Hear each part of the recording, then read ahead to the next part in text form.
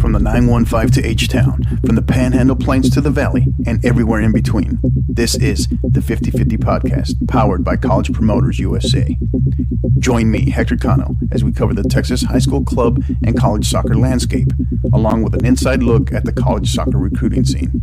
The 50/50 Podcast is a platform about the people and for the people who are dedicated to the beautiful game.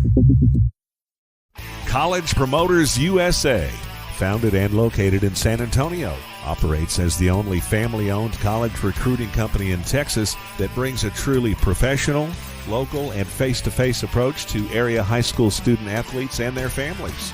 If your son or daughter is serious about college athletics, call them at 210-494-6363 or visit collegepromotersusa.com anytime. College Promoters USA, the best investment a parent can make in their high school student athletes. Here we go. It's another edition of the 50/50 Podcast, powered by our proud partners, College Promoters USA.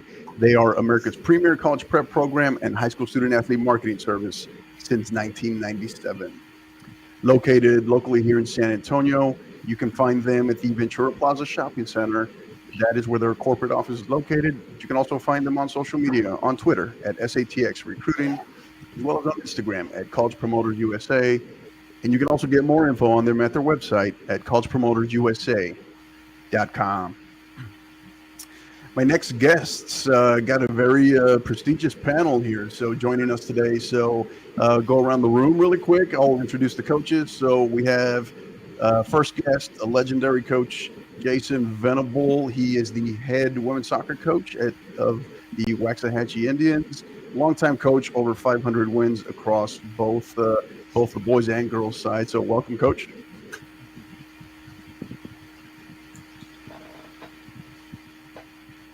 Welcome, Coach. Can you hear us? Yeah, I got you. Oh, there we go. All right. Thanks for having me. All right. Thank you. Yes, sir. Also, another first time to have him on. Glad to have him on. Fellow coach that I used to share the field house with. Good friend of ours. The head men's soccer coach of the Isleta Indians. All right, Coach Rudy Garcia. Coach, welcome. Hi, Coach. Pleasure to be here with you today. Glad to have you on, Coach. And then last but not least, our returning champion, right, making her second appearance on the podcast. She is the head women's soccer coach of the El Paso de Valle High School Conquistadores, I should say. Coach Stephanie Sazo. Coach, how are you? I'm good. Thanks for having me on again. Gentlemen, nice to meet you finally in person. All right, awesome. Not you, Connell. I already knew you. Yeah, no, I don't get it. Yeah, the host never gets any love, of course. So awesome. So before we kind of just dive into, obviously we have a special topic today. We're going to talk about summer league development and just kind of the ins and outs, and just kind of a lot more information for fellow coaches, maybe student athletes that might have questions or that might be thinking about it, particularly coaches. But before we do that, I want to give us a little bit of insight about yourselves, just briefly about where you are, how long you've been there, your current school. Give us a little bit of background information. We'll start with you, Coach Venable. Go ahead. Yes, sir. This was my 29th year. I'll be starting my 30th year of coaching next year. It's my 19th year in Waxahachie. So this is the third school I've been at. Started out with Midlothian, started the program Midlothian in 96, I believe, something like that. And from there, I went to Colorado Heritage, coached the boys, and then I came back to Waxahachie as a boys coach, and I've been there, like I said, 19. This will be a big year for me. I'll have 20 years at Waxahachie, and it'll be 30 years total. So it's kind of a big year for me. Awesome. Thank you, Coach. Appreciate you. Coach Garcia? I started off at Eastwood High School in El Paso, Texas, and then went off to Joshua, Texas, in the DFW area. Was there for about 4 years, and then received the offer to come back home to Isleta High School, and I've loved it. This is going to be my 5th year there. Yeah, and I'm super happy to be there. I think we have a great community. Right. Awesome. Yeah, I was about to say this should be year 5 for you, right? Yes, sir. Yeah. I was about to say 4, but no, it's 5 already. Right. Yeah. You're getting old, Coach. Can't remember. Oh, yes, sir. And Coach Sazo, obviously it's your second time on the podcast, but go ahead, tell us for our new listeners. Tell us a little bit about where you are and how you got there. Sure. So I was born and raised here, of course, and I didn't get the chance to leave. I actually chose to stay. I went to play here for our local university at UTEP, and I started coaching when I was 17. I had an ACL injury, so that kind of forced me into the game another way, in a different on a different side. And so I started with the little babies, the 3s and 4s, everybody's favorite, where they pick dandelions and whatnot. And then from there, I just kind of took it head on. I started getting my coaching education. I coached 2 years in Chaparral, New Mexico, and then I was able to come over to YISD in 2018-19. So I've been part of the district for 3 years, and all 3 years the 2 years prior I served as an assistant, and this is coming up on my 4th year as head coach of the women's soccer team. Awesome. Great stuff. And again, thank you to all coaches being here tonight. And then obviously Coach McHenry, Raphael McHenry from the head women's soccer coach at Dumas High School, unable to attend tonight, but we're going to get in some questions, some interactive questions from him for our panel tonight as well. So, all right, so let's dive right in. So the topic at hand is summer leagues, right? And their development. We're going to kind of dissect this a little bit, but I guess why, from your respective perspectives, what why the need? Obviously, I know Coach Venable, you are, and this is year 5 of your 8v8 Hatchie League, summer league, correct? Yes, sir. Yeah. So, from your perspectives, what was why the need for these summer development leagues? What was obviously it says development in there, but what was the inclination? What got you started to want to go ahead and pursue these? Let's do my first. All right. I tell you what, we've got a lot. We're south of Dallas, DFW, and so we don't have tons of club players. We have quite a few, but we don't have as many as we'd like. And what happens is we found out that we had a lot of girls that they would leave in May and wouldn't touch the ball again until August when they came back to us. And so I was really not focused on the club players, because they're going to get their touches and they're going to compete and they're going to play, was to basically find a place and somewhere for them to play to at least keep their little bit of their touch. And also we really wanted to work a little bit on team chemistry. So it was really important for us on team chemistry. And so we were talking to several people, and everybody wanted to do it, but nobody was willing to step up and do it. And so about 5 years ago, we said, let's just do this thing and throw it together and see how it goes. It's been a huge success for us. It's been great for us in regards to, even we have club players that want to come back, even though we have conflict with practices, they still want to participate because they want to be with their team. And so it's just a great team building type of opportunity for them, as well as getting their touches. Great. Okay, good. Coach Garcia? Well, it's somewhere there around, like what Coach Venable said. For us, the main thing was to have our players that did not have the money to play club soccer. So here in El Paso, club soccer has been getting more and more expensive every single time. And where we teach at, and our school community is a very low income community. And we have great players, but parents don't have the money or the resources to pay for a club team. So talking to the other coaches in the district, we came up with the idea, hey, you know what? We have to do something for them. We can't just let them just stop in May, go through the entire summer, and then get back to it in August. It's not fair, and just because of the money. So that's when we talked about it, and that's when we decided to build the summer league. And we decided to do 11 on 11. We thought that was the best thing to get more players into it. And this is our second year, and it's been very successful up until now. We've loved the results that we've seen. Great stuff. Now, obviously, as you just mentioned, you're in year you're into your second summer season, and we'll touch on that a little bit more later. And Coach Venable, year 5. Now, Coach Sazo, yours is a little different, right? Kind of, you were attempting it last year. Obviously, you ran into some issues, kind of a bit of a false start, but this year, full-fledged. From your perspective, why the need? Right. So I think my answer is a combination of both of theirs.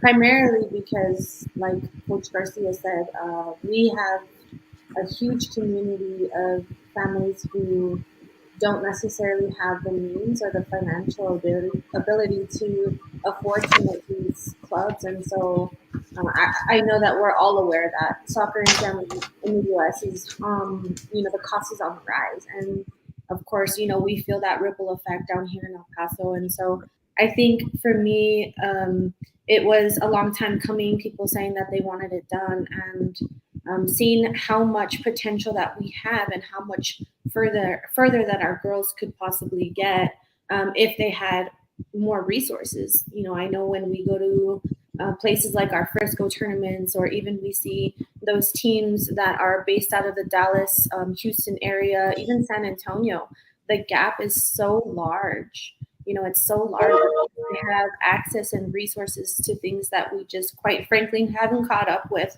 as a community. Right. And so for me, it was important to try and bridge that gap, even if it was something small like a summer league. And so I know that Coach Garcia has been doing a great job with the boys, because I see it directly with our boys. We work really closely with the boys side of things, and I see how much excitement they have, and the fact that it's low cost, if not free. It's nothing but beneficial for them. They're getting the touches, they're getting to mingle with people, amongst like their friends, and in places that they wouldn't normally see in any other circumstance. Right. You have those club kiddos that have that connection because they see each other at the big tournaments or at the West Side Complex, so on and so forth. And then you have those kiddos that they don't have that connection, they don't have that resource and that accessibility to those things. And so I really wanted to target that and make sure that they weren't swept to the side, and we're not trying to focus solely on the kids that play club and already have talent. It's important to develop the ones that are kind of in the middle. I mean, and we're all teachers. We know that you have your real high GT performers, you have your ones that are super low, but the ones in the middle kind of get lost. And so for me, it was targeting that middle group, making sure that they're able to get some touches, get some reps. And like Coach Venable said, they don't just finish the season and then they don't touch a ball at all. Right.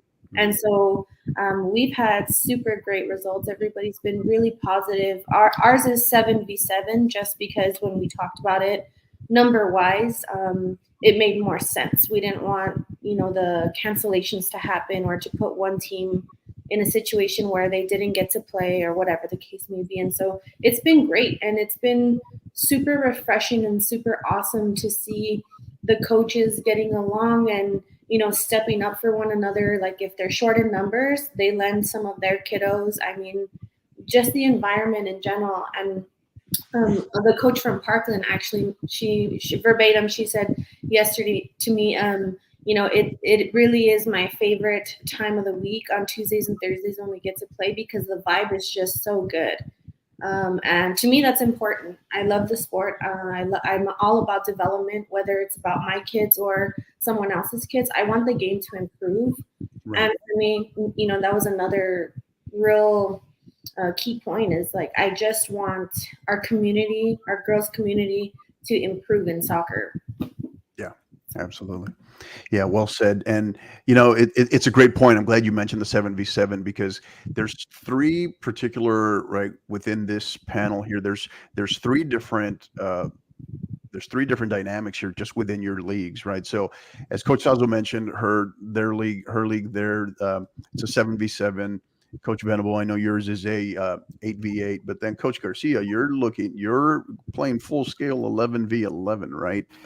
So I'm curious from that perspective, what kind of what does that infrastructure look like in terms of just field dimensions, layout, from a 7v7 to that 8v8, and then of course that 11v11? How, from a scheduling perspective, being able to get in games, how does that play out? Anybody else want to go first? Go ahead, Steph. You want to go?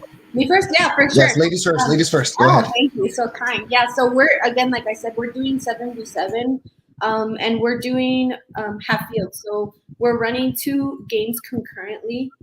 Team A and B are over here. Team C and D are over here.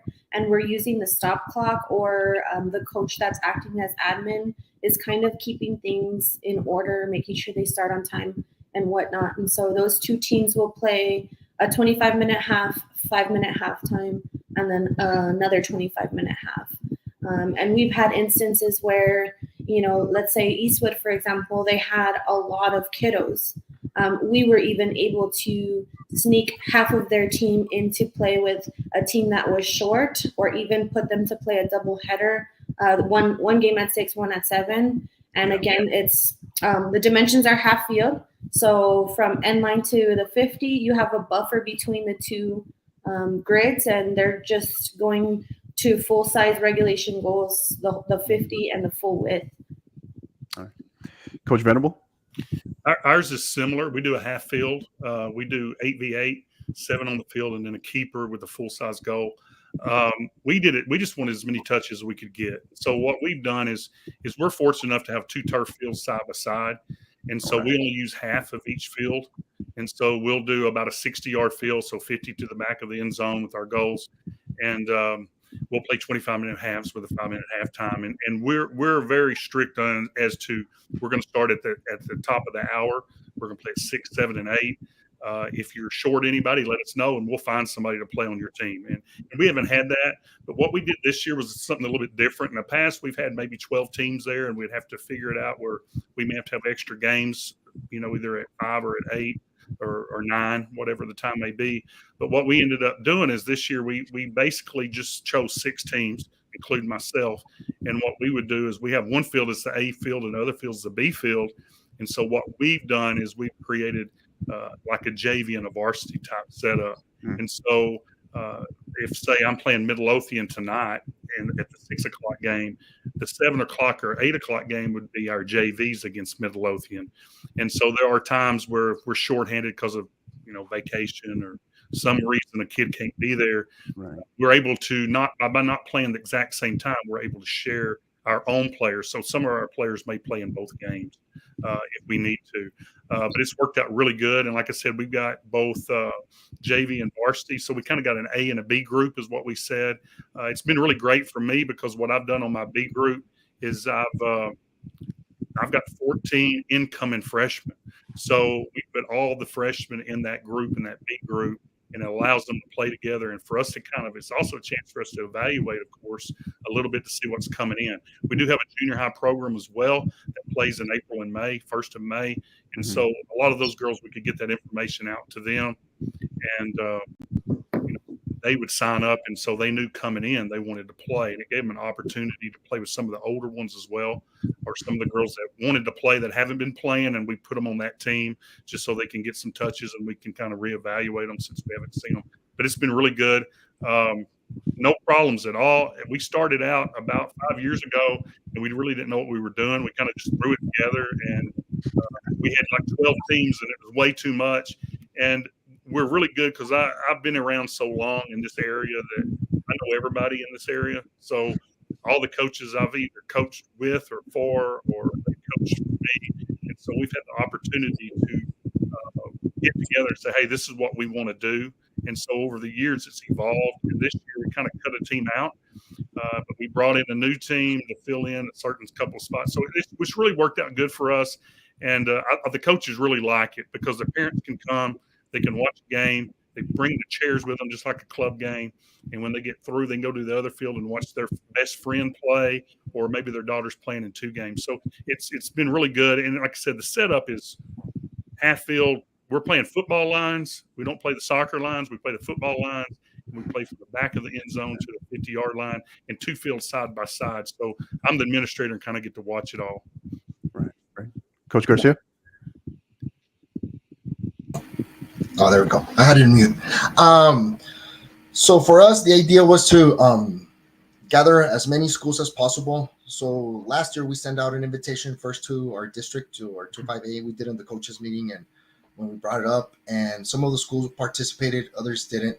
And I think we started off with 6 schools, and then we started inviting schools from the other districts, and some of them did agree. I think last year we had 10 schools in total. This year we have 12 schools.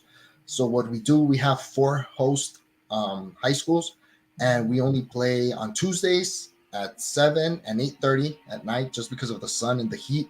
Right. And then we go through the entire summer. We go from this year. We're going from June 4. We went through June 4, the last Tuesday of August, I think, and we're going to probably try to extend it more if we can. Just how depends on the football thing. And we play at 2 high schools at a time. So the 4 head coaches from the high schools, which is myself, Coach Reichman, Coach Delgado, and Coach Rivera, Riverside, Bel Air, and the Valle, we came together. We talked to our admins, and they allowed us to play on the fields, and we rotate. We rotate the sites every week, and then we have the other schools come over, and we host 2 games every night.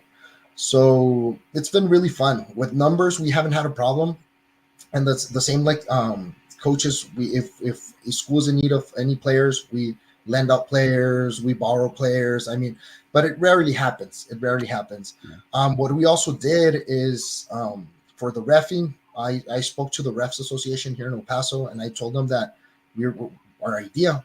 So they do charge us a fee, which the kids pay out of pocket, and it's like $2 per kid, and they bring it out, and every time they play, and we pay them. And what the idea behind that is that to create also and practice the refs for next year. So the us as coaches start getting the refs, start getting to know the refs. The players are getting to know the refs. The refs are getting to know the players and their style, and so it's a community already with them. Yeah. Also that we have. So we spoke to them. They agreed. So we do that. This year we actually had to cut it out at just because of logistics. We had to cut it out at 12 schools. No, sorry, we had 13 schools. We had to cut it out 13 schools. And we had other schools that later on came out and asked, and unfortunately, because again, logistics and numbers, and we had to say no. So what we're trying to do for next year is expand, maybe for the 4 to host at the same time the four high schools. So I mean, we're also brainstorming every week that we have to get better on this. We have to get better at this. I know some Coach Delgado has told me that some of the club teams have approached them and asked them about the league. So some of the coaches have called me, and I mean, like we said, this year we can't anymore, but next year hopefully we can expand it more and even bring some of those club teams that want to play. Now the club teams want to play with us instead of the other way, because now we have so many teams, and here in El Paso apparently the league has only certain leagues have 2 not that many teams, so they have to play each other 5-6 times, and then right. So it's not fun anymore for the guys. So now that they see this, they're like, okay, can we join your league? I mean, it hasn't been easy. It hasn't been easy. This second year was a little bit easier. Like Coach Venable said, the first year was just hectic. We didn't know what we were really doing. Some teams called me, hey, we can't go today. I'm like, wait, what? What do you mean you can't come today? No, sure. Coach, or for example, we had one team that they always, well, we're going, and then suddenly they stopped coming out. So I called the coach never answered. So little things like that this year we had to adjust to it and talk to the coaches and have a meeting and say, hey, coaches, you know what? Like, we have to be all in and make sure you talk to and some of the coaches were very honest and said, you know what, coach, this year we can't, or my kids are not interested because they're playing club team, and most of my kids are playing club team, and that's awesome for them. But for us, we do need it. So yeah, that's when we came together. Right. Great info. And yeah, it's a great point too, what you mentioned there, as far as It acts as a kind of a supplemental development tool for these younger developing officials, right? So that's a great point. Yeah. Yes, sir. You know what? One thing that I did forget to mention is that one of the reasons also that we did it here in El Paso, we have the league called La Libre, and La Libre is basically an adult league, and anybody and anyone can play, and people don't really care, and there's a lot of bad injuries happening every single day. So we have to take care of our kids, and these kids want to play, so they'll end up playing there because it's a cheaper than the club team, and we try to keep them away from those leagues because I mean these are adults that really don't care about soccer. They just go out there, have fun, and a lot of injuries happen. So that's why we also pull them. Hey guys, instead of going over there, come over here. It's free. Come over here. Pay your $2 for the ref, and then you could get to play 11-on-11, and it's really fun. Yeah, great stuff. Awesome. So, Coach McHenry, who couldn't be here tonight, couldn't join the panel tonight, the head women's soccer coach of Dumas Demonettes. He obviously couldn't attend, but he did send some questions that he wanted to bounce off of you all and for listeners to listen. So we'll go with the first one here. So, question for all of you from Coach McHenry is, what would you say is the hardest part of running your league? So Coach McHenry's in the middle of putting together their first year. I believe it's called the Moore County Summer League. Don't quote me on that. But he kind of wanted to throw some things off because he's still in the middle of putting that together. But his question for you all, his first question is, what would you say is the hardest part of running your league? Coach Sazo. I would say for sure, because we have a good mixture. We have 14 teams.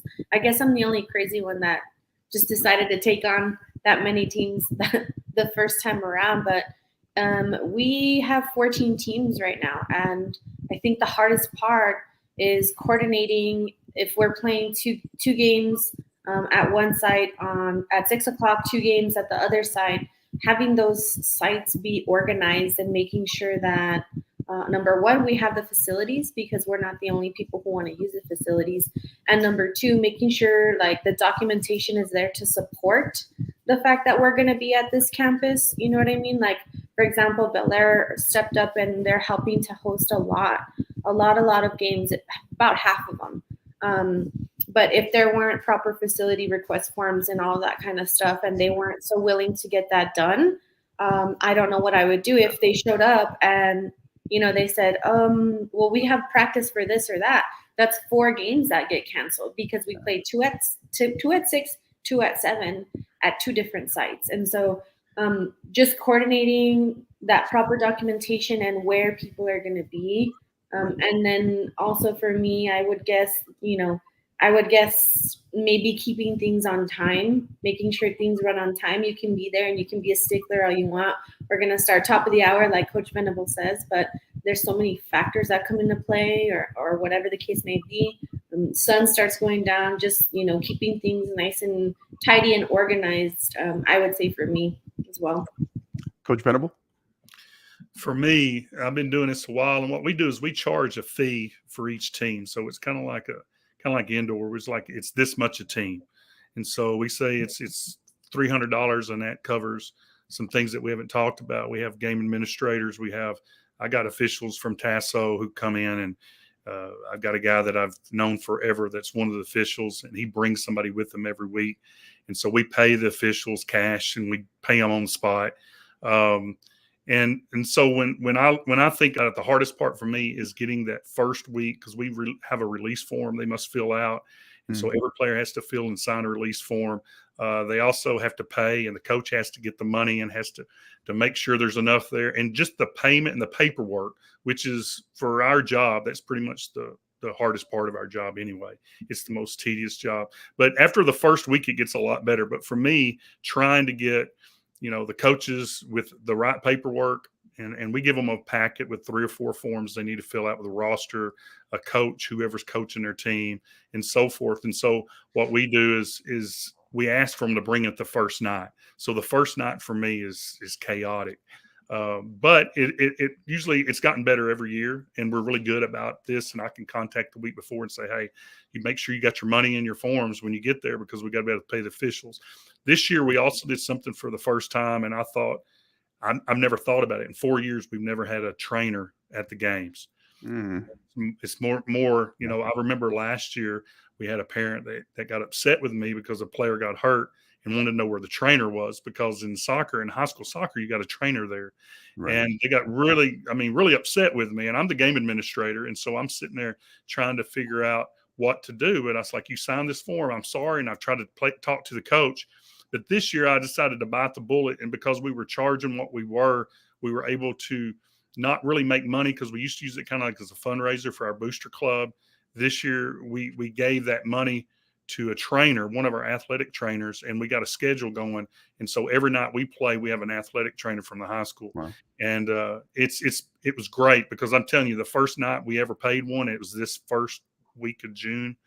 We had a player broke a femur in the first game, and it was one of the ugliest injuries I've seen. And if I had been there by myself without a trainer, I don't know really what I would have done. So it really paid off at the right time on the first night. So for me, making sure all of those people are set up. I mean, I've got 3 different trainers coming because they're all busy during the summer, and making sure our schedule's there. And I've got coaches there, and I've got I've got a trainer there. So that's probably the 2 biggest things for me. Yeah.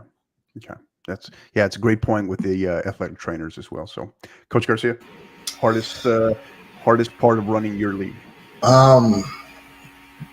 Coaches and maybe how the coaches can have the kids buy into the league.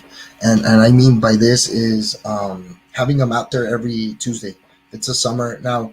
Coach Cano, we live in a border. So a lot of our kids leave to Juarez during the summer and leave to Mexico during the summer and don't come back. So a lot of these coaches lose their players. So it's a constant battle for them to be keeping, hey guys, stay here, play here. And that was last year. This year has been a lot easier. We haven't had that problem at all. Another thing, scheduling, like Stephanie said, scheduling just the places where we're going to play, dealing with, hey coach, make sure that your high school's open on these days. So I try to have this schedule by early April. I send out an email, I make calls and everything, and I tell them, hey, coaches, you have until the second week of April to secure your spot. And some of them do answer. A lot of them, hey, coach, we have to wait till the end, and that's when they lose their spot. So I think just the scheduling part for me has been the hardest part of it. And then suddenly, like Coach Sazo said, also we receive a call and say, hey coach, you know what, we can't play here tonight. Why? Because apparently admin decided to have something here, and we're like, what? But so that's been a little bit of a complication. Just changing sides, or some of the teams also, hey coach, you know what, we have this, and it came up unexpectedly, or stuff like that. So just having other teams to cover, playing double headers, stuff like that. It hasn't been a lot this year, but that was a lot from last year.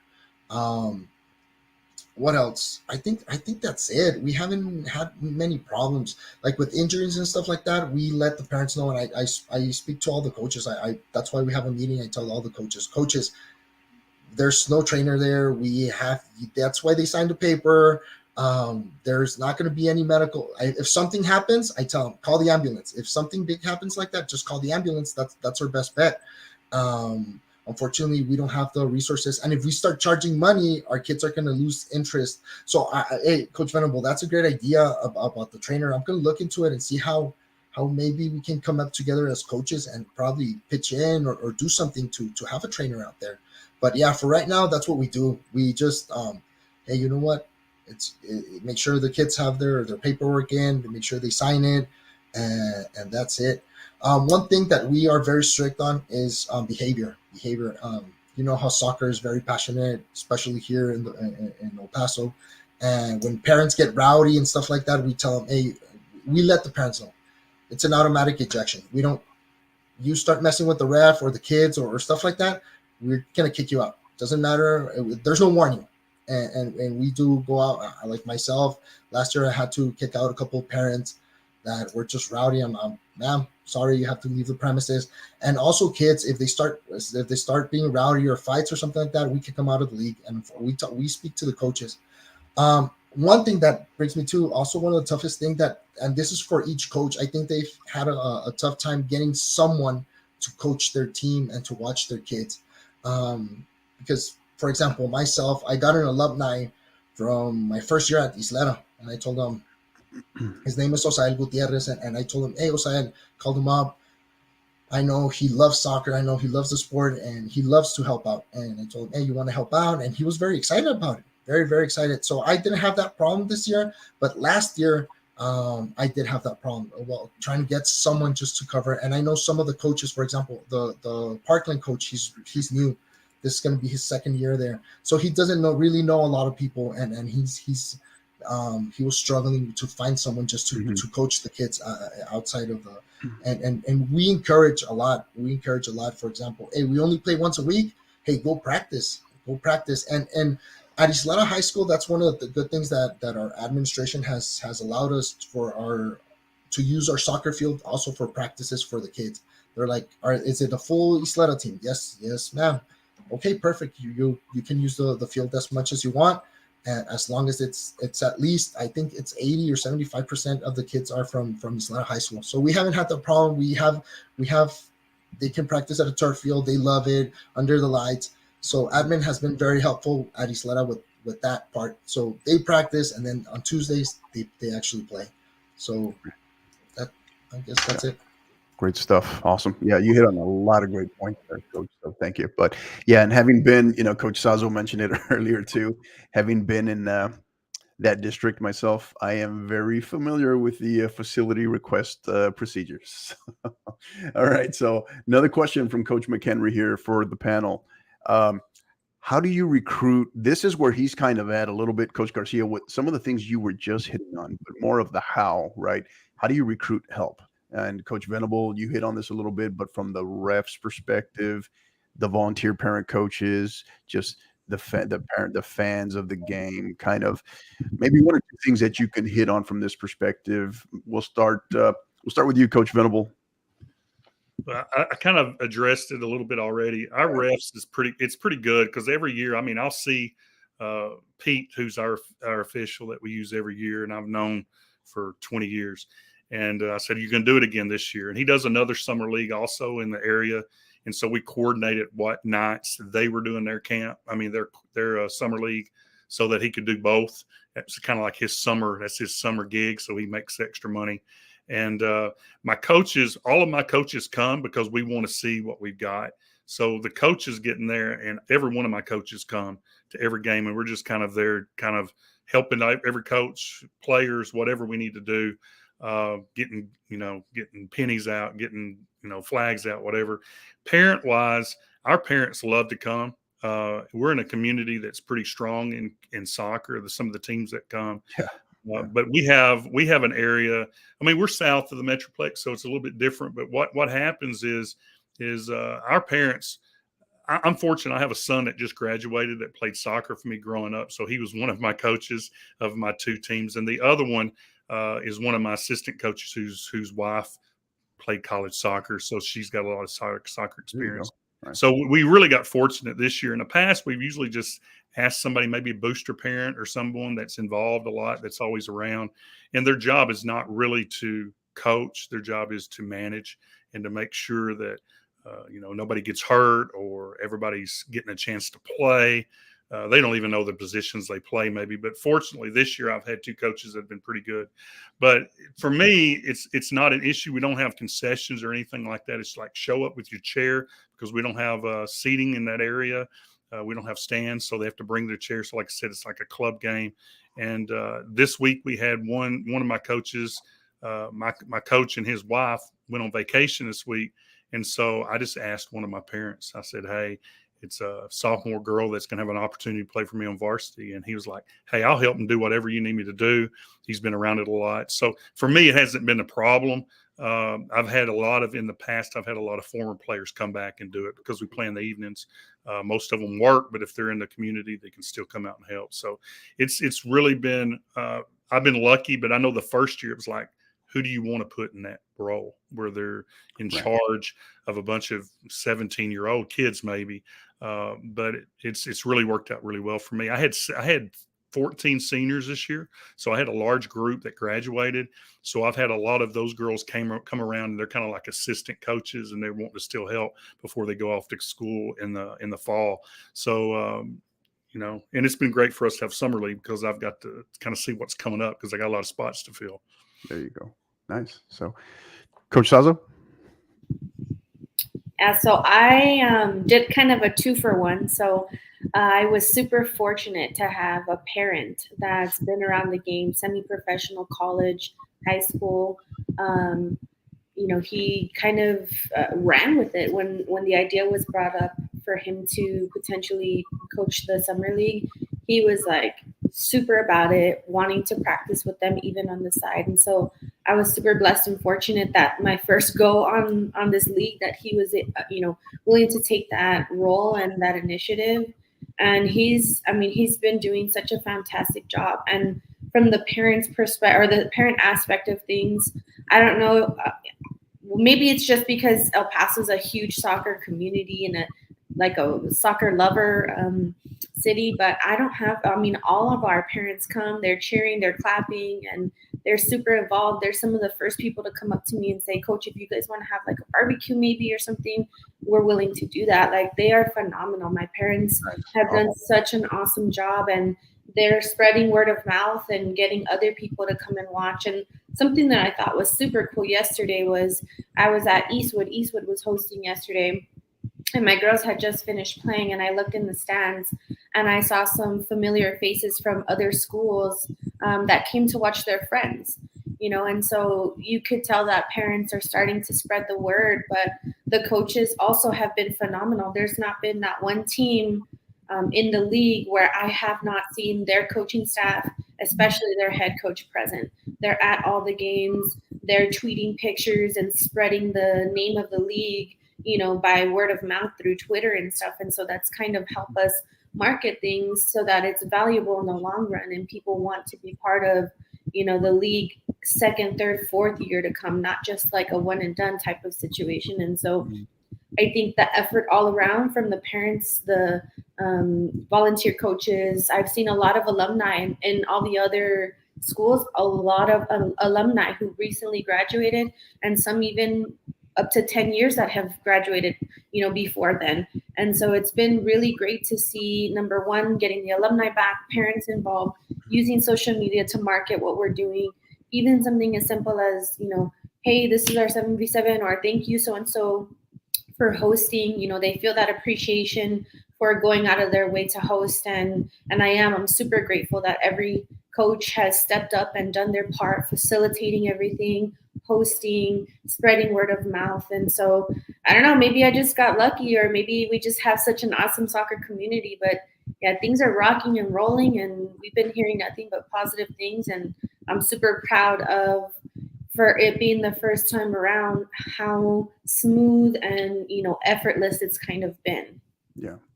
Yeah, and I can attest to that too from my perspective, and what I've seen a little bit, and some of the things that some people have sent me is they're pretty well in your league there, Coach Sazo. They're pretty well engaged, as well as just marketing that league well and just sharing the the day, the events of that day on social media. And what I think's been really cool is you see coaches that are interacting with each other as well. So that's been really awesome. So Coach Garcia, how about you? How do you recruit, help, refs, coaches, etc., parents? Thoughts on that?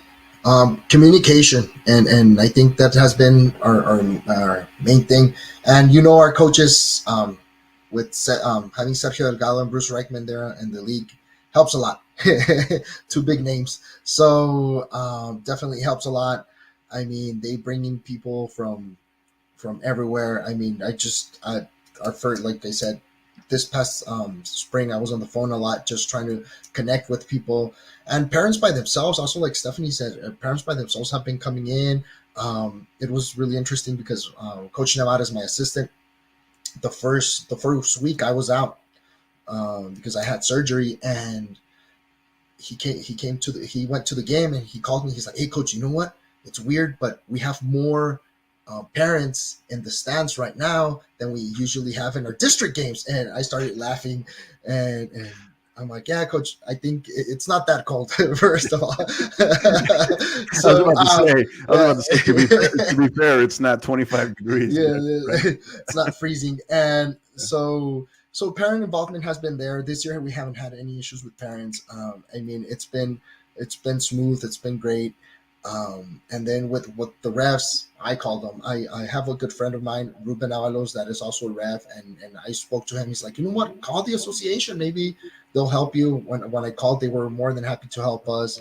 And then word of mouth, I mean, with the league, everybody's like, hey, we want to play in your league, and suddenly it started growing. Hopefully next year we keep on growing. Like we said, hopefully we can have every high school in the city play in our league. I know there's also, for example, some of the high schools that couldn't get in, they're now starting to play amongst each other in other fields. So I'm happy for them. It's the thing is for us to create a big community, and like Stephanie's, our coaching community has grown a lot. Now I know, for example, the Franklin coach. If it wasn't for the league, I would have never met him before. Because it's so far away, and it's now we speak almost on a daily basis, and we talk about soccer and stuff like that. So it's the good thing is that we get to see kids outside of our district, and more or less we're gonna know who's going to be really good for the next season. So that's also really interesting. But yeah, basically communication with refs, parents, players, especially players. I mean, your coaches, and also most of our coaches are there. Assistant coaches, head coaches are there every game, just watching their kids and supporting their kids. So that's a good thing.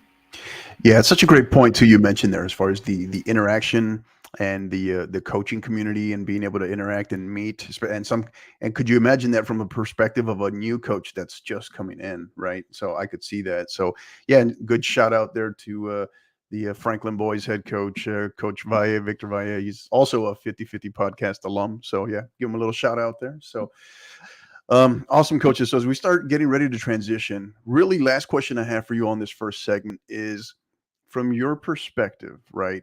What you've learned from your league, maybe some of the surprises, the success stories, but you're making the case to other Texas high school soccer coaches around the state. Why the need for more of this? Why the need for more summer leagues? Coach Venable, you're muted, Coach.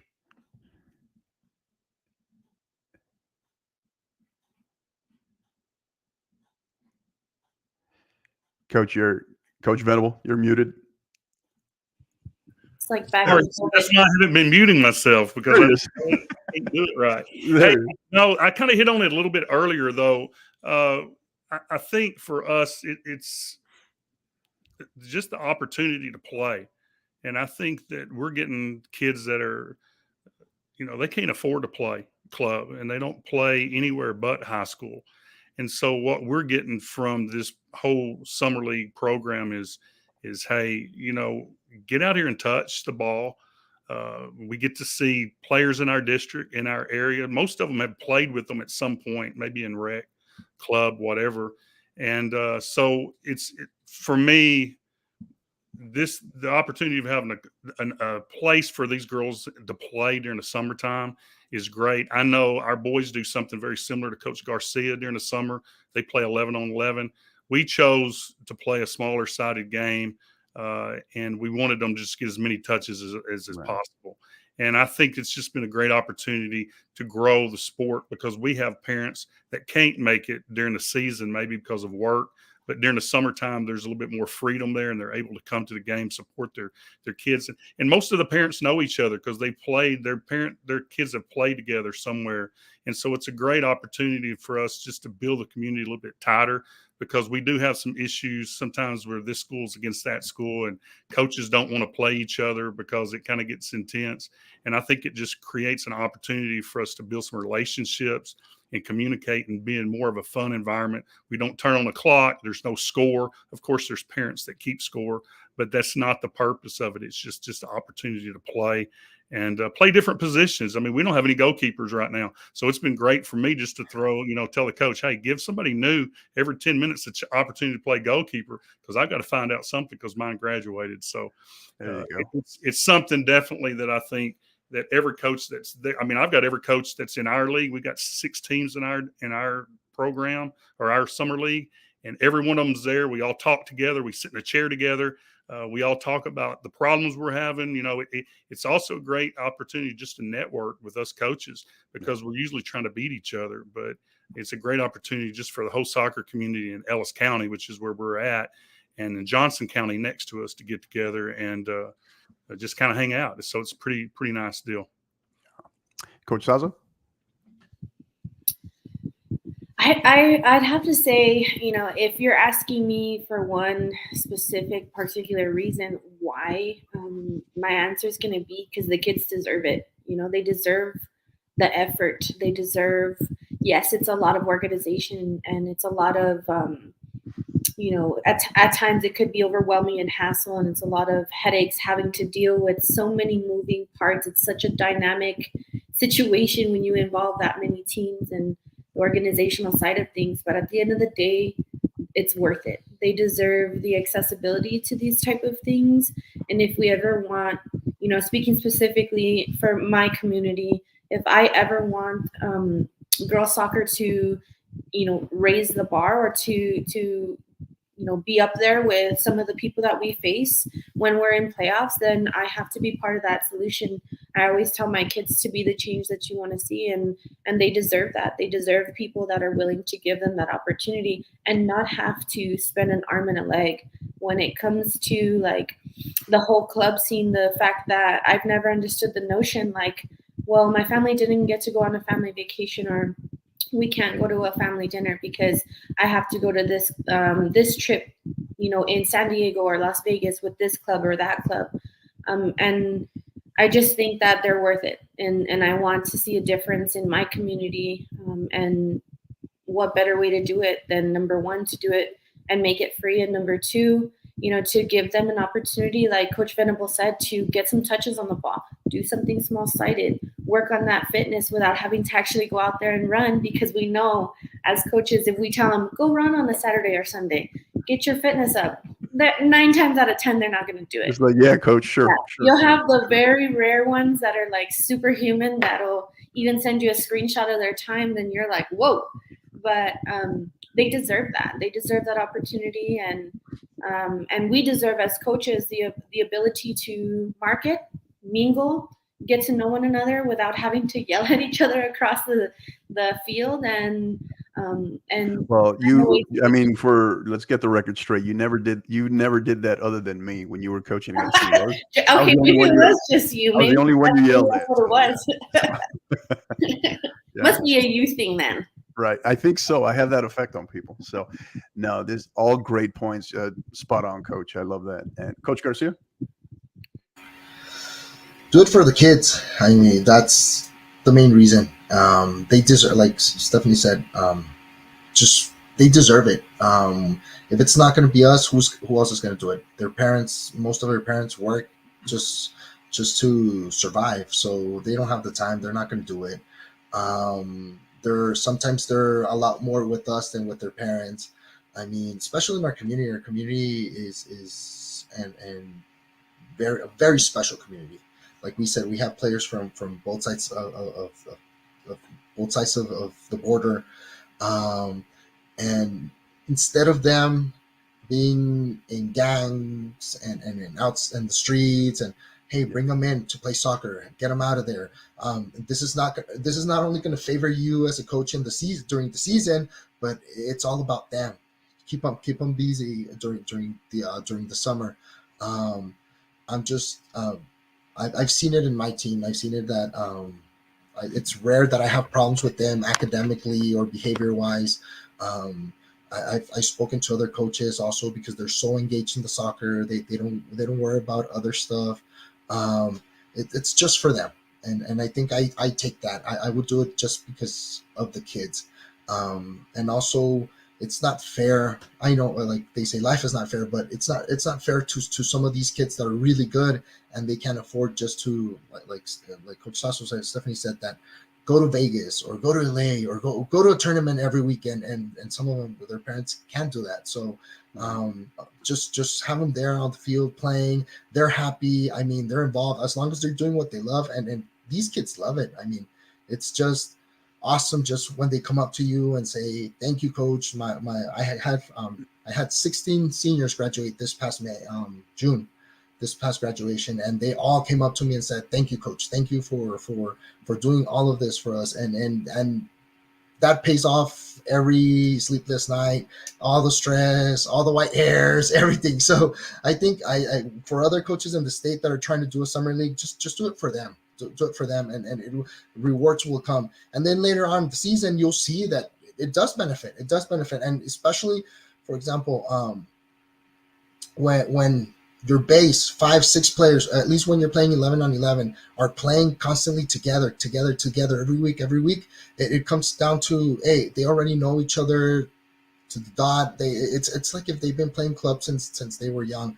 I've going into a little bit into that. Sorry, Coach Cano, I know we're short on time, but going into good, man. Hey, I'm letting you go. I saw the El Paso Americas high school team, the softball team, go into the Final Four, and I know one of the parents there, and he said, well, these girls, we have to understand that these girls have been playing together since they were 7 or 8 years old, so they know each other to the dot. So it's very rewarding, and now we can see that at a smaller scale. We can see that during the transition of the summer league, and you actually do see it, and it's fun.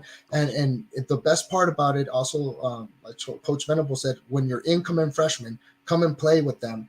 They already know what to expect. Some of the expectations from the seniors, they know. So on day one, first day of school, you don't have to restart all over. It's just a continuation of, hey, what's going on with your program. So it's worth it in every aspect. Oh. Right. Yeah. No, all great stuff. Yeah. Well said, Coach Garcia. And yeah, I mean, that it's part of the reason why we wanted to put this panel together and have this particular episode is because you all, not that obviously it's not in your nature, but to be also commended for the work that you all are doing with these leagues, because it's making a big difference. It really is. So great stuff. And all right, that's going to do it for our first segment. I know you all are going to stick around. We're going to be able to pick on you all a little bit with our counterattack segment. We'll have some fun with you all. Coach Sazo is already a seasoned veteran, so she'll be ready. But don't go anywhere. We'll be right back after a word from our sponsor. College Promoters USA, founded and located in San Antonio, operates as the only family-owned college recruiting company in Texas that brings a truly professional, local, and face-to-face approach to area high school student athletes and their families. As the lead sponsor and proud supporter of the 50/50 podcast, alongside Coach Hector Cano, College Promoters is proud to be elevating its support for the college soccer recruiting process more than any other service in the country. If your son or daughter is serious about competing in college soccer, call College Promoters USA directly at 210-494-6363 or visit collegepromotersusa.com anytime. College Promoters USA, the best investment a parent can make in their high school student athlete. And we're back with the great panel that we have here for today's Summer League Development Show. Coach Jason Venable, the head women's soccer coach of the Waxahachie Indians. Coach Rudy Garcia, who is the head men's soccer coach for the Isleta Indians. And last but not least, our returning alum from the podcast, Coach Stephanie Sazo, the head women's soccer coach for the El Paso del Valle Conquistadores. So, all right, coaches. So this is where we get to dive in, pick on you all. I think we'll, for the sake of continuity, we'll go, as Coach Garcia said, we'll go ladies first, maybe an order here. So we'll go with Coach Sazo. Coach Venable, and then Coach Garcia here for these questions. So, all right, first one up. Last song you downloaded.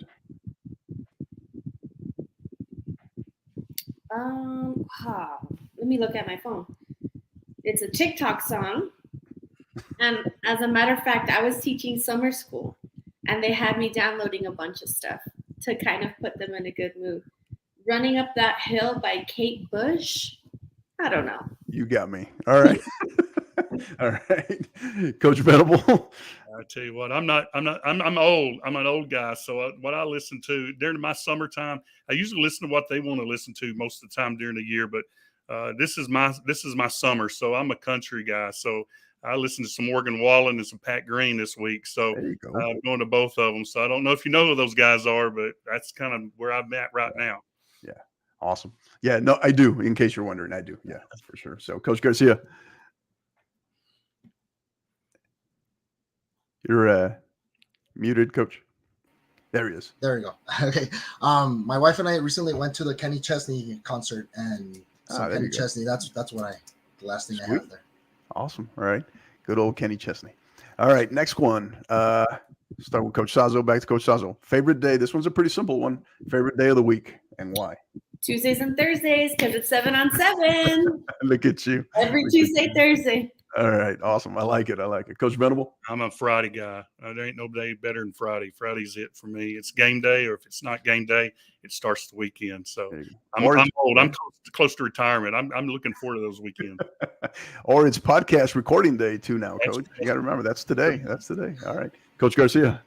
I'll also go with Friday. Game days. So I love either football or soccer, or it's just a busy day, but starts the weekend off right. All right. Awesome. Good stuff. Next one, Coach Sazo. Favorite childhood TV show and current TV show? My favorite current TV show, always going to be The Office. Childhood TV show, I don't know, it's kind of, I'm probably kind of lame for saying this, but I kind of liked Cheers and SpongeBob. Nice. That's such a random thing to watch, you know? I was like, you ain't that young. I was like, SpongeBob, really? Everyone knows your name, or what's that song? All right. Okay, we'll go Coach Venable. Oh, I'm old. You're talking about when I was young, right? So yeah, favorite childhood and I don't even know these songs. I mean, these shows. When I'd say I was a big Cosby fan. I don't know if y'all even know who Bill Cosby was back in the day. But Bill Cosby, I could say something older than that, but I don't want to show my age. And then I've got really big into Netflix lately. So my newest thing is All American. I don't know if you've seen that one. That's kind of the newest thing. So I saw on the Ozarks and All American are kind of the two latest series I've kind of been watching there. Now, question on All American. Did they just come out with a new season, just recently? You know what? I'm on season. I just finished season 2, so don't ruin it for me. But I think they said no. I don't know. Yeah, because they started season 5 here recently, but there is 4 full seasons. Yeah. Okay. Yeah. No, it's a great show, but I know I left off on what was, I guess, the last season, and I thought I saw some promotions or something that the new season is out, but I'm not 100% certain. That's why I was asking you. So right. It's a great show. I'm fixing to start season 3, so I've got a few more days of that to watch. Okay. All right. Well, once we're done here, Coach, I'll tell you everything offline and I'll ruin it all for you. So just kidding. Coach Garcia. Man, when I was a kid, childhood, probably there's 2 shows. One in Spanish, El Chavo del Ocho, out there. I love that show. And then in English, I guess The Simpsons. I really like them. The old episodes. And then as of right now, I don't have a favorite show, but I just finished watching Yellowstone, which was really good. And I'm currently watching The Offer, which is about the making of the movie The Godfather. So it's really good too. What's that? That's called The Offer? The Offer. Yes, sir. Really? Mm-hmm. What's that on? I don't think I've heard of it. Paramount. Really? Paramount okay. Plus. Yes, sir. Yeah, I love me some Yellowstone. Yeah, great stuff. Great stuff. All right, next one here. You have an either or option here. So would you rather speak every language or be able to talk to animals? I would love to talk to animals. I have 2 dogs myself. As a matter of fact, they're at my feet, and I'm even puppy sitting a little golden. I wish I could pick her up and show you, but I would love, if I had to pick the 2, for sure, talking to animals. Because sometimes I wonder why they do the things that they do, and I'll ask them out loud, and of course, you never get a response. But it'd be interesting to know why some of the stuff that I spend $300 on gets chewed up, like a nice accent chair or my new set of sandals and stuff like that. That'd be great. There you go. Coach Venable? I probably would rather speak every language if at all possible. That's one thing that I wish I was at least bilingual, but I struggle with that. So I've been around it long enough and around the kids long enough. I feel like I kind of know a couple of languages, but maybe not everything. Coach Garcia? Man, it's a hard one, but animals also. I would love to speak to animals. I think that would be very interesting. I have a special place in my heart for dogs, especially. So yeah, great. Yeah, I think if you ask enough of our student athletes, they'd probably say that us as coaches that we do speak another language, right? Kind of a special soccer / coach only language, I bet. So yeah, great stuff. All right, next one. I think Coach Sazo, I don't think you received this question when you were with us before, but I'll ask it anyway. You are made the soccer czar in America today. What is the one thing you would change effective tomorrow in terms of soccer in America? I think the affordability, hands down. I think the current climate of soccer, things are starting to get more expensive, and the more expensive things get, I think you only limit the potential for anyone who wants to participate, or you might even discourage people, or they might not even get the opportunity to even begin to learn the sport because it's already a turnoff. And so that would be one thing that if I could change, is the affordability and like the camaraderie. I think more than anything, I want everybody to just have the same mindset as me, that we can all feed off of each other and work towards the same goal. Yes, when you're on the other side of the field, you're my opponent and you're my enemy for the time, but that's where it stays. It doesn't carry on after the fact. And I'm an open book, and I want to learn, and I want to absorb as much as I possibly can to be the best coach and version of myself to give to my kiddos. And I think sometimes that when the competition is so intense that gets lost and things get a little bit catty sometimes. And so I think if I had to change anything, it would be those two things: the affordability and making sure that, everybody's in it for the bigger picture. Okay. Coach Venable? Great answer. Can I just say ditto? I'm pretty good on that, Steph. It sounded good. I do like the idea of the cost, keeping the cost down for more of these kids to play, because they love the game, but they just can't find a way to play, or the parents can't afford, especially with the way things are nowadays, being able to pinch the penny. The other thing that I would like to do is I would love to have a soccer community in the United States that was kind of on the same schedule in regards to like high school. Because I'm big in Tasco, and I'm going to throw my plug in for Tasco. I've been a member of Tasco and an officer for many years. And, I really always hate that, you got the national convention usually in January when we're playing. Right. And, also I've got girls that are playing, club. And I know it would be really hard. And I know one of the things Yoel was going to talk about here recently was moving maybe the season, which we all knew probably wasn't going to happen because you're in Texas. So it's going to be hard to play in the fall. But even if you moved it a couple of weeks, maybe later in the season, just to maybe start your scrimmages in January, because it is cold. I mean, it is discouraging to go to your summer league. And like Coach Garcia said, you got more fans at the summer league games than you do at your high school games. And a lot of it has to do with that time of year. And so if you could move it at a time where we could all participate and communicate with the whole community of coaches in the United States at like the national convention, because I would love the opportunity to do that. It just never presents itself. And to have a time of year that's more consistent throughout the whole country. But I know that's really hard to do. But if I had a magic wand, that's probably one of the things I like to do. Nice. Yeah, good points. Great points. Coach Garcia? Man. They took everything, man. You don't have anything left. Yeah. Well, a lot of coaches are gonna be like, what? I would eliminate club soccer, coach. and this is my reason. I would run it. I would run soccer like they run football.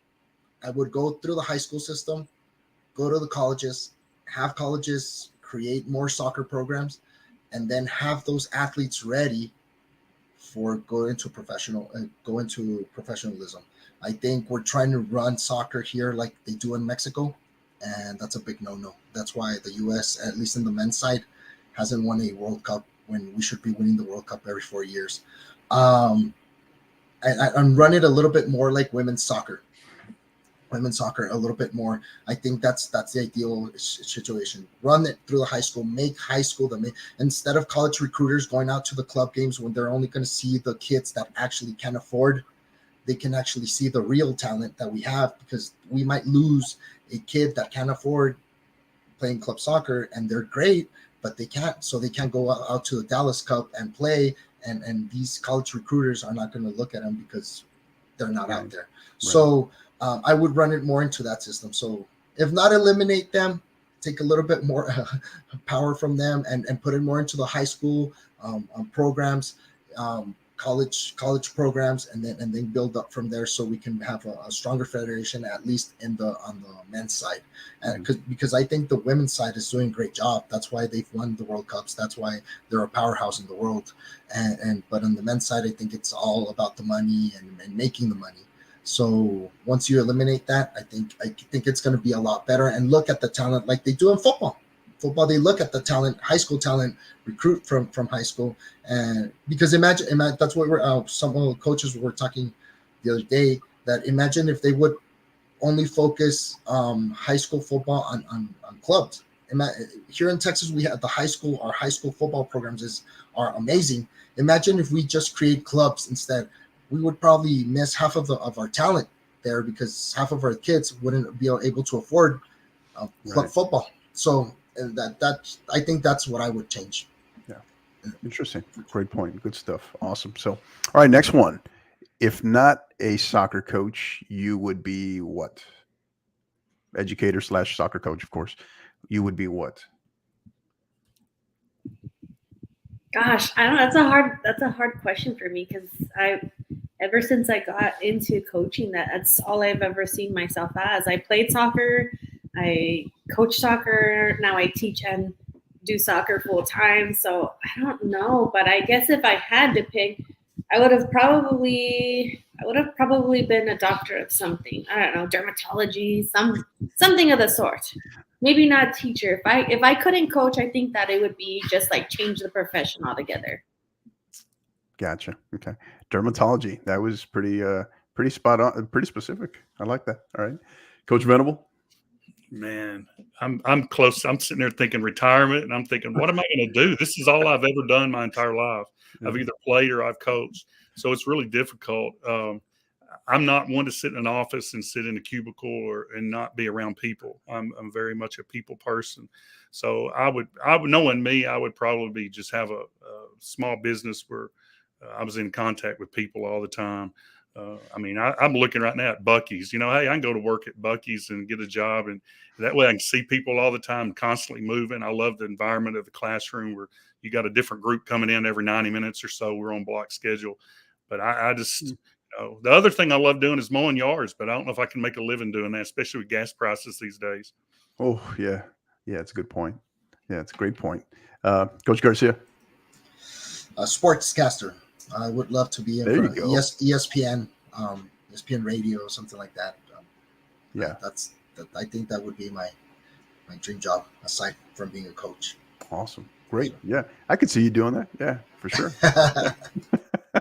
Yeah, and you'd have that. You'd be the multi-talented, right? You could do it in English or Spanish. So yeah, awesome. Yes. All right.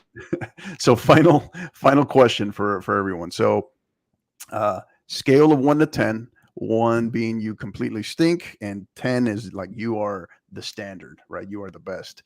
Is how good, and you got to be objective here. So, how good of a driver are you?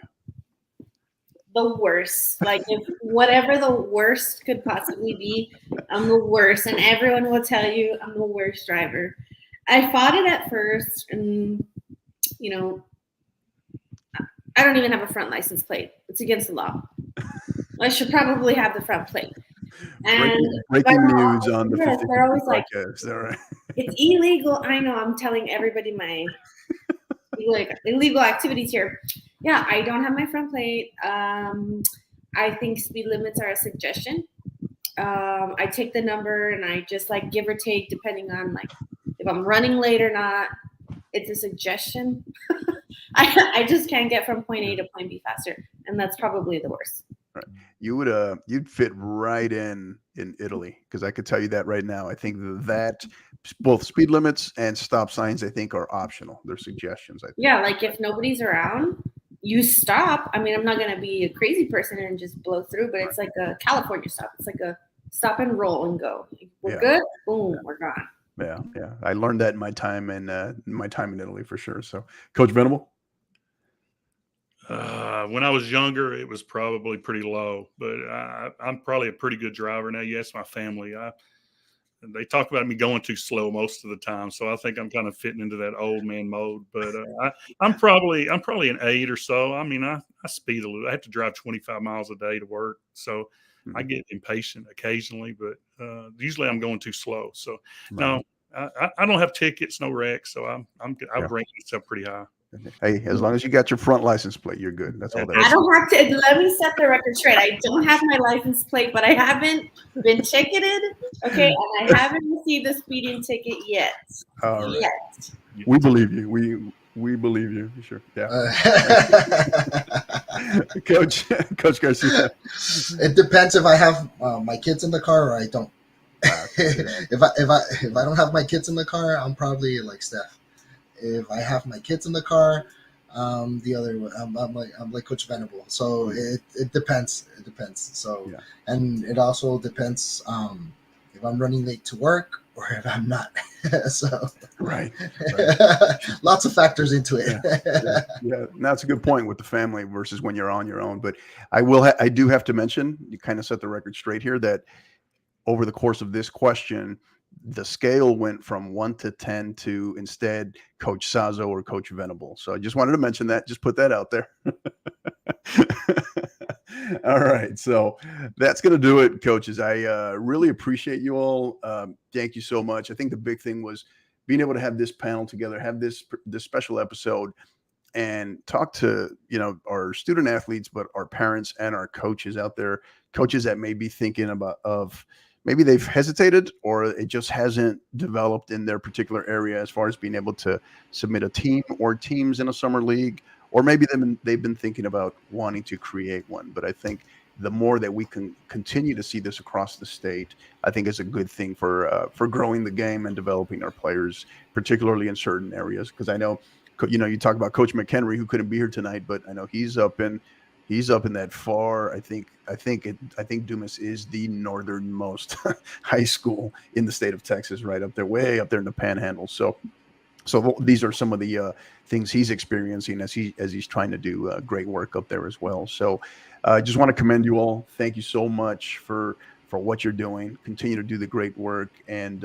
look forward to maybe having you all on here at some point again, and sharing some more success stories, kind of telling more of these stories of some of the student athletes. So thank you for that. Thank you for being with us. And before we go, as customary, one of the things that we do is we kind of try to give kind of final thoughts with our guests. And so we're going to kind of take it around, and we'll start maybe with Coach Venable. Kind of final thoughts, anything you'd like to share with us before we go? Well, I'd like to just say that I've been around a long time, and you need to find you a group of people that you can communicate with and bounce things off of. And I think an opportunity like this is great. This opportunity you've given us to talk a little bit about what we do. And if anybody needs any help, I think I'm like Coach Sazo and Garcia in that we just want to learn. And I don't care how old you are, you always want to learn something. I'm willing to talk to anybody about anything. At Tasco, I'll get in a corner at Galveston and we'll talk about all kinds of stuff. I think it's really important you find a community of coaches that you can bounce things off of and feel like we're not all against each other, just trying to beat each other. We just kind of want to constantly learn. And I think opportunities like this or a clinic that you can go to are going to be great opportunities to become better coaches and create a better product for us. Because I started 25, 30 years ago, and we had a lot of football coaches that coached soccer and didn't really know it, but it's not the case anymore. It's the same way with our teams. Our teams used to be solid. We had like 3 players down the middle of the field, and you just kind of filled in around them. And now, I mean, people have got 16 players solid on some of their teams, and it's really changed in the state, and it needs to continue to do that. And I really appreciate venues like this to come on and be able to talk to different coaches, and I want them to know that they can talk to me. I've done sessions where we've done coaching clinics in Waxahachie where we've invited every coach, and we would do your favorite. What's your favorite drill, or tell me how you handle with parents in your booster club or whatever. I think more of those opportunities need to be available. And when they are, I think everybody needs to take advantage of them. I really appreciate y'all letting me come on here tonight. Yes, sir. Thank you. Appreciate it. Great stuff. Coach Garcia. Just want to say thank you for the opportunity. I think it's a great way to communicate, like Coach Venable said. I'm really grateful for this opportunity. And if anybody has any questions, please, you can find me on Twitter. I think it's Coach R. Garcia. Am I right, Coach Cano? Coach Cano knows my Twitter, I think, better than I do. Yeah. No. I'm not a lot into social media, but or rgarcia73@ysd.net. That's my email. If anybody has any questions, please don't hesitate to reach out to me, and I'll answer it at the best of my abilities. But thank you, Coach Hano. Yeah, absolutely, Coach. I appreciate you. Thank you. And yes, in case you're wondering, that is your Twitter handle, Coach R. Garcia. So, and Coach Sazo. Wait, what's my Twitter handle? Oh, I think, is it at Steph there's an underscore in there. Is it at Steph _ Sazo, I believe? I'm double checking. Yeah, it is. Yeah, okay, perfect. That way I don't get it wrong, because I probably will. I tend to be Now, Coach Garcia's I know, because I used to always send him a lot of stuff when we were cross promoting a lot of stuff there when I was at Isleta as well. So yeah, that's how I don't know what it is, how I can sometimes. I don't know people's names, but I know their Twitter handles. So I'm calling people by their Twitter handle. Yeah. So well, much like you, Coach Garcia, I'm not very tech savvy in the first place, but let alone social media. But I try my best. But I definitely do have the notifications, and my email is ssazo@yisd. Twitter handle, what is it, at Steph _ Sazo? At Steph Either way, Sazo, I believe. The notifications come to me, and I'm much like both Coach Venable and Coach Garcia. I just want to learn. I'm an open book, and if you're contemplating starting one of these leagues, or you're still trying to outweigh the pros and cons, send me a message. I'd love to connect with you. I'd love to show you firsthand, what the benefits are. Of course, there's always pros and cons to everything, but there's way more pros than there are cons with something like this. And at the end of the day, it's about elevating our community. And at the end, the ripple effect is elevating the state of Texas's level of soccer. And that's what it's about, and giving these kids the opportunity. And I would love to connect. If you have any questions, much like Coach Venable, I'm also part of Tasco, and I'll be in Galveston here in November. I'd love to meet you, shake your hand, have a conversation, and just exchange ideas. I am all about player development. If I can develop my players or help you develop yours, whether that be sharing sessions or doing something of that nature, I'm always open for it. And as a matter of fact, please, teach me what you know. At the end of the day, that's what I'm here for, is to learn and translate my knowledge to these kids. Yeah, great stuff. All of coaches, thank you. This has been great. Special thanks also to Coach McHenry, who really wanted to make it here, couldn't for familial obligations, but was still able to send in some questions. So thank you. Thank you for everything you're doing in your respective communities. Thank you for being here. I appreciate your time. My final thoughts, really, it kind of goes in hand a little bit with, I kind of alluded to it briefly in our last episode of the podcast, but just because it's the summer, particularly for our student athletes, this message is more so for our student athletes and our parents, is making sure that if you're a student athlete, making sure that you're also, whether you're playing club and there's showcases. I know we have nationals going on across 3 different parts of the country right now between ECNL Girls Academy and US Youth Soccer, but also, or if you're playing even in summer league, right, it is the summer, making sure that you are spending some time to decompress, to kind of hit the reset button, some downtime, because it matters. I think oftentimes as coaches, we're talking about getting in the touches and we're talking about the strength and conditioning side, and we can see those, right? We can see the development on those pieces, but not forgetting in terms of our student athletes that we have to allow them to develop and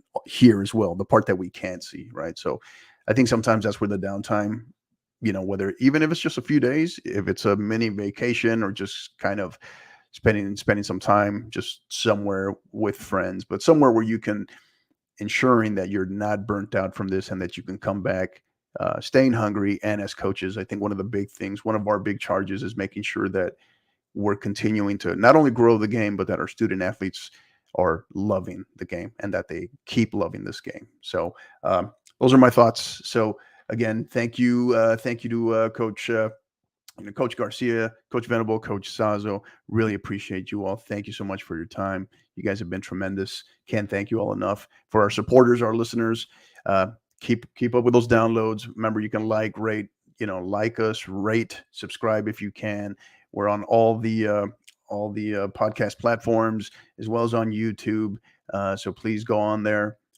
Like I said, like, rate, and subscribe. It makes a big difference in terms of being able to promote the podcast and being able to have great guests on here like we had tonight. So thank you again, coaches. Thank you to our supporters, our listeners. Thank you so much. And until the next time, you know what to do. Keep downloading and keep listening. You've been listening to the 50/50 podcast, powered by College Promoters USA. Help us continue to grow by liking, rating, and subscribing on all major podcast platforms. And don't forget to follow us on Twitter at 50_50pod, on Instagram at 50_50 podcast, as well as on YouTube at the 50_50 podcast. Until the next time, keep downloading